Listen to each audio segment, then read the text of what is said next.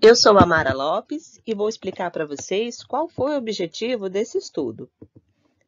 A otite média é considerada uma doença potencialmente grave, em razão dos riscos de complicações que podem ocorrer em sua evolução. A forma da doença que o paciente vai desenvolver depende de diversos fatores, como idade, imunidade, tratamentos, entre outros. O objetivo desse estudo foi estabelecer a incidência das complicações intratemporais de otite média no período de 1 ano e avaliar prospectivamente os pacientes acometidos por meio da análise dos aspectos epidemiológicos e evolutivos.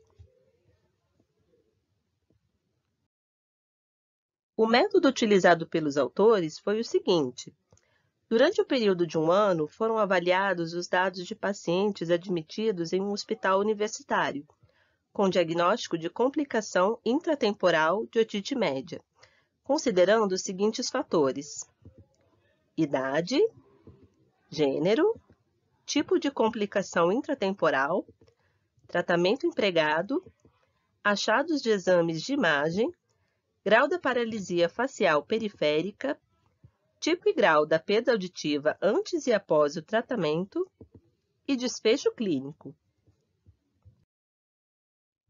Entre as complicações intratemporais, foram encontradas as seguintes condições: fístula labiríntica, mastoidite, paralisia facial periférica e labirintite.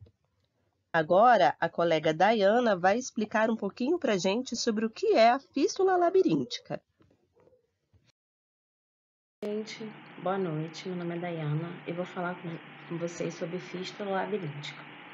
Ela é uma complicação mais associada ao colesteatoma. Ela apresenta uma erosão na camada óssea protetora do labirinto. Seus principais sintomas, segundo o estudo, são notalgia, zumbido e perda mista. A fístula labiríntica, ela é uma doença que apresenta poucos sintomas. Então, ela muitas vezes só é descoberta no momento da cirurgia.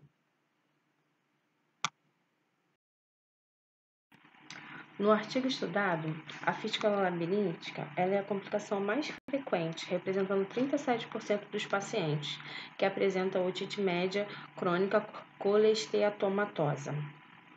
Por não apresentar sintomas exuberantes, ela não é incluída por muitos autores no diagnóstico diferencial das complicações intratemporais.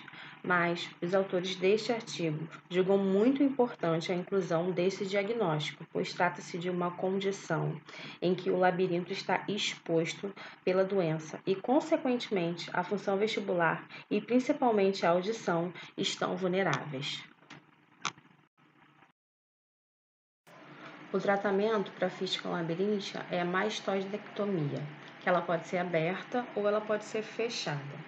Alguns autores acreditam que é mais apropriado realizar a aberta e remover o colesteatoma e manter a fístula coberta pela matriz, exteriorizando para a cavidade. Acreditam estes autores que a remoção completa da matriz aumenta o risco de perda neurosensorial da audição.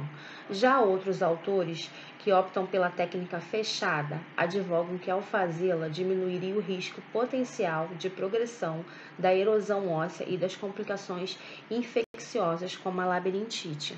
No caso do artigo que a gente estudou, eles optaram pelo tratamento aberto, da mastoidectomia aberta.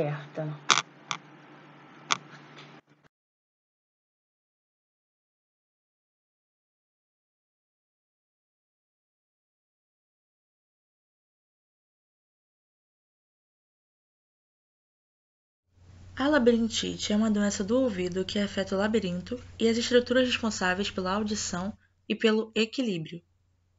Ela é constituída pela cóclea, que é responsável pela audição, e pelo sistema vestibular, que é responsável pelo equilíbrio e os órgãos do equilíbrio.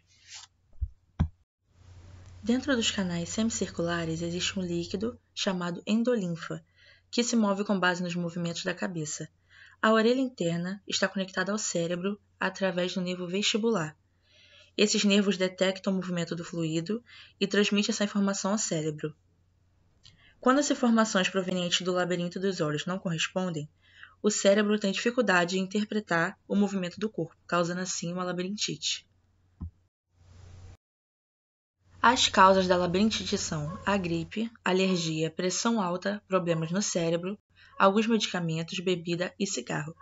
E o modo de prevenção é não ficar de jejum por muito tempo, porque afeta o metabolismo do corpo e pode provocar tontura, praticar exercícios físicos, pois eles melhoram o equilíbrio do corpo, controlar os fatores de risco de pressão alta, diabetes, colesterol alto, prevenir de gripe e resfriado e evitar comer alimentos com muito açúcar e bebidas como refrigerantes, café, chá preto e mate. Nas conclusões do estudo, os autores descobriram que a incidência das complicações intratemporais permanece significativa quando comparada a de países desenvolvidos. Também descobriram que a otite média crônica colesteatomatosa é a etiologia mais frequente das complicações intratemporais, sendo que a fístula labiríntica é a complicação intratemporal mais comum.